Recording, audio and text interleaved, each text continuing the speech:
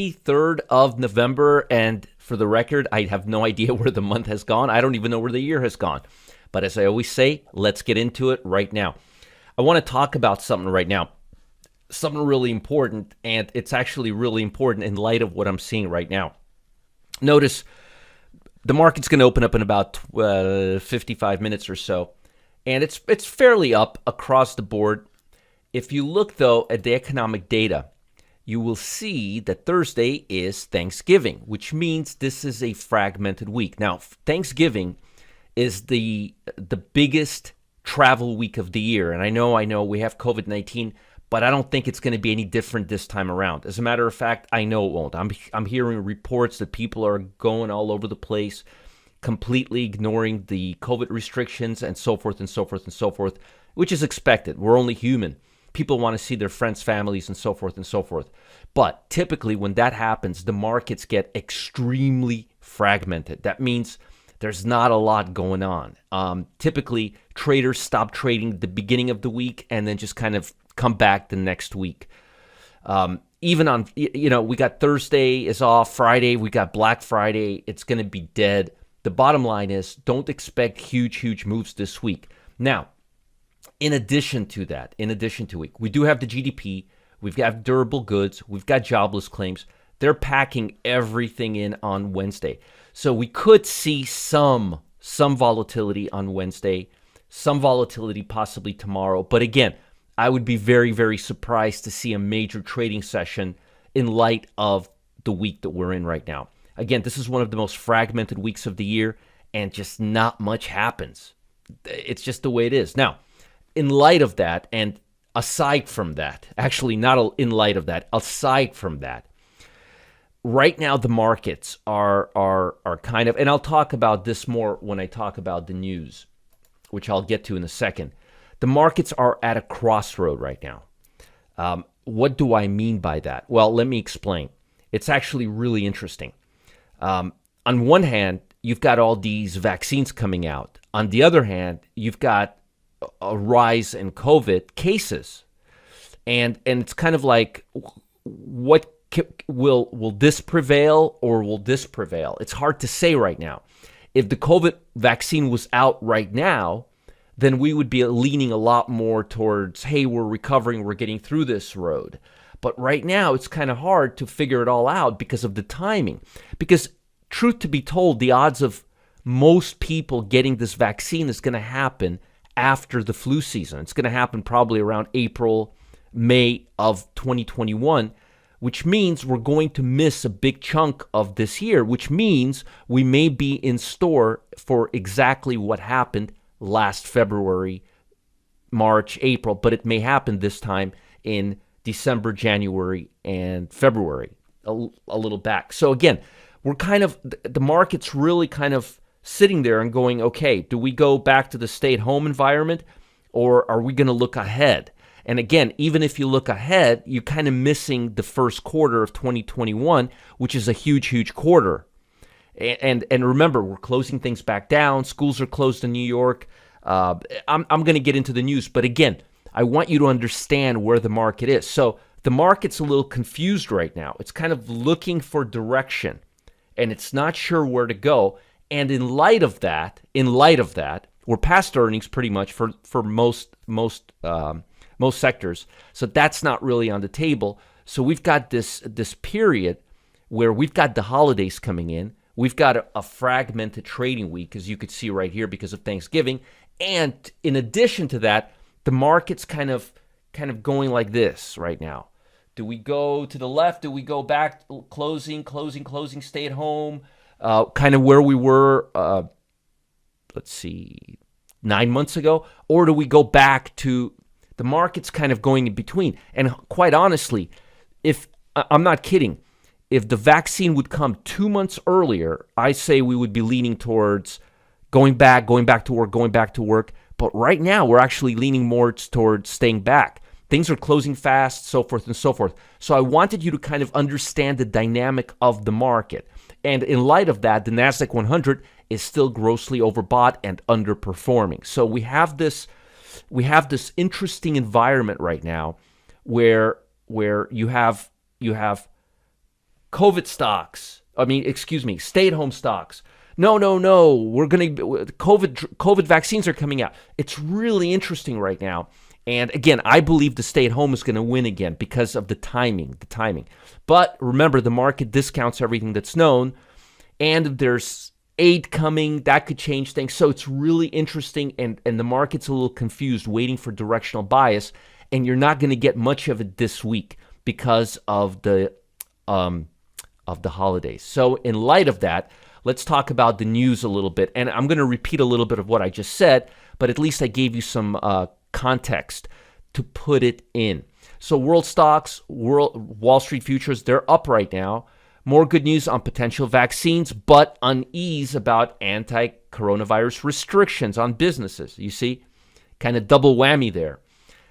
AstraZeneca said Monday the late-stage trials showed that COVID-19 vaccines were up to 90% effective. Again, that's the third company now. The UK-Swedish company is the third major drug maker. That helped ease some investors' concern about decisions to reimpose antivirus controls, United States, Europe, and some Asian countries that threaten to hamper retail spending, travel, and other businesses. Investors await U.S. economic growth data. Wednesday, GDP after U.S. benchmark S&P index ended last week down as rising infection numbers collided with hopes of possible vaccines. Again, crossroads. Wednesday, the U.S. Federal Reserve is to report its latest meeting, though no surprises are expected. I mean, look at this. GDP. You've got new home sales, consumer sentiment, personal income. I mean, it's like the country's going through a physical on Wednesday. And then on Thursday, we can't trade on it. So we may see some volatility on Wednesday, but not a lot of liquidity. So you got to be very, very careful on that. Investors are monitoring the prospect of more economic aid. Don't hold your breath. Last week, Secretary Steven Mnuchin said he was withdrawing emergency loan programs for small businesses. No soup for small businesses. Meanwhile, court decisions have rejected most of Trump's challenges of results of the November 3rd election. Trump has fueled market jitters by refusing to concede or to brief Joe Biden's team on national security and antivirus work. Seems like he's starting to look like a sore loser because he's been thrown out of court in every Republican-run state. Most of these courts are Republican-run judges. And here's the problem. He hasn't presented any evidence. Present some evidence. Give us some evidence. Look, I voted for you, buddy. Give us some evidence. Evidence, that's all we want. I mean, just because you keep saying there's fraud, show us some real numbers, something solid. All right, sorry, I had to go on a rant. Mnuchin's decision to withdraw emergency loan over the Fed's opposition undercuts the central bank's ability to support a recovery. So that may be a factor, and that may impact interest rates. Crude oil is going back up. We're now at the break-even, give or take levels that frackers in the U.S. pay to work on a barrel of oil. So you may see traditional energy prices go up. Evergreen energy prices have been going up because of Biden, but now we may see some upside in traditional energy, or at least a stoppage of the bleeding. Can't speak this early in the morning. Now, if you look at the futures, they're up on the NASDAQ. But NASDAQ, we still haven't been able to break out above the September 2nd high. Not good. If you look at the S&P, it made higher highs, finally. But if you look at the small caps, oh man, they're really, look at that. They just continue going higher. And I like that. So again, I'm focused on smaller cap stocks, small Russell 2000, mid-cap 400 stocks. They've got a lot of catching up to do. I'm not really hot on the NASDAQ 100. I like the Dow because it has a lot of the basic material stocks. It's been holding up pretty well, actually, right here. So it would be like this. Russell, mid-cap, the Dow, S&P, NASDAQ 100. Now, on that note, I want to give you 3 minor pullback stocks that are congesting that I'm seeing potential upside for. With that said, be careful this week. It's a fragmented week, and markets are confused aside from that. They're torn. They don't know what to do right now. It all depends on how fast the COVID cases are going to rise in light of the good news of the vaccines. So keep that in mind. So first stock is Prim, Ticker symbol PRIM. This is Primoris Services. What did they do? First of all, notice Russell 2000 stock. And if you look at what they do, you will see they operate construction, engineering. But one of the things they deal with is infrastructure. Largest specialty contractor and infrastructure. What typically moves higher when presidents get reelected? Infrastructure. Let's look at the stock. Basing out after making all-time highs, or not all-time highs, but swing highs, at least 90-day highs just a few days ago. And I like this congestion pattern. That's a nice little low-risk buy here. Next stock, Eastman Chemical Company. Materials. What sector is leading right now? Basic materials. Yes, it's an S&P stock, but basic materials are leading. Made an all-time high about a week ago, and I like the fact that it's holding up pretty well. Vertical, horizontal, vertical, horizontal. We're seeing a horizontal right now. Vertical should come next, and these inside days or low range days are not increasing in volatility, which is a sign that the stock will go higher. And again, materials, chemicals, non-Vulcan, plastic, that's where the money is right now, folks. Fundamental, basic stuff. And last, I've talked about this company last week. They provide like 21 or 30% of all the lithium material to provide lithium battery in the world. Again, this company is one of the world's largest and most critical industries.